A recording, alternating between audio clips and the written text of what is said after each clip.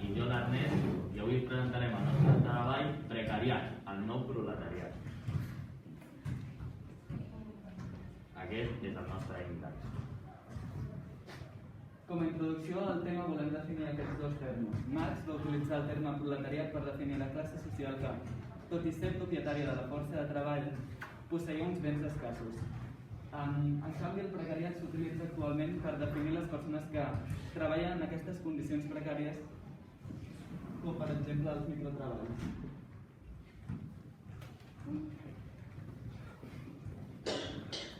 Algunes diferències i similituds entre el proletariat i precariat són les següents. El proletariat sorgeix en un context laboral on els drets laborals no existeixen i és per això que en va adquirint a mesura que fa les seves reivindicacions.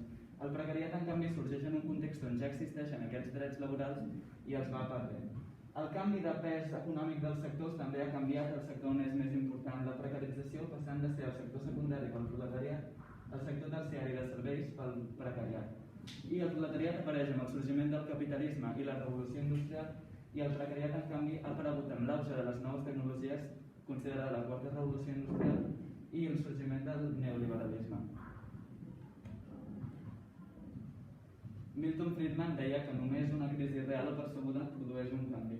El sorgiment del precariat ha anat acompanyat de diversos esdeveniments històrics i algunes crisis també. Es diu que comença el 2000 amb el sorgiment i expansió d'internet, que va permetre l'ascens de les plataformes. Continua amb la deslocalització, que és un fenomen que ha concorregut al final del segle XX i principis del XXI, que consisteix en moure els centres on se situa la producció de treball. Us en parlarà més endavant l'Ernest.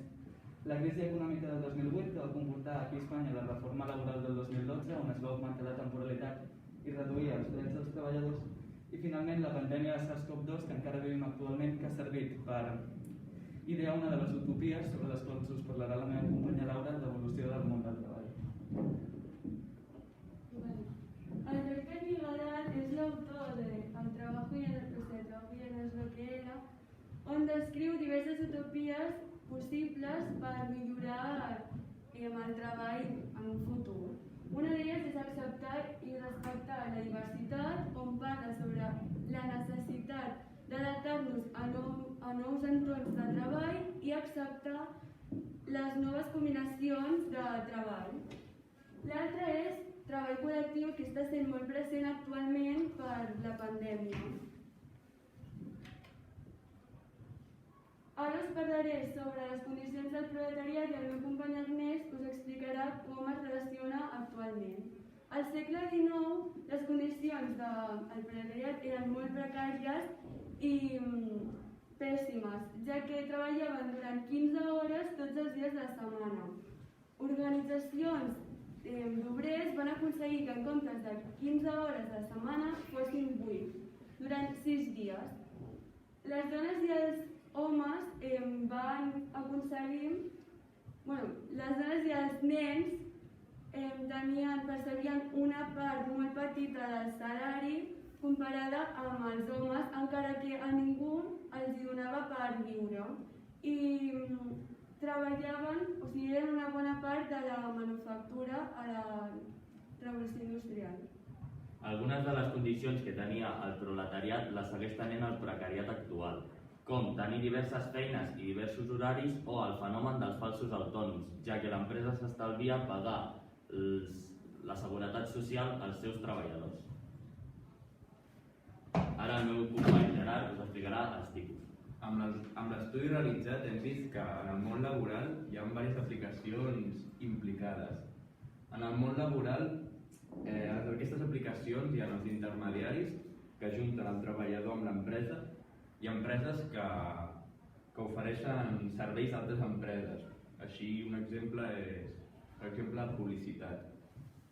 En la precariat actual hem vist que el microtreball és un exemple molt bo d'això. El microtreball són bàsicament petites tasques que no arriben per un sou suficient. Llavors, la gent que es dedica a petites tasques ha de realitzar multitasking.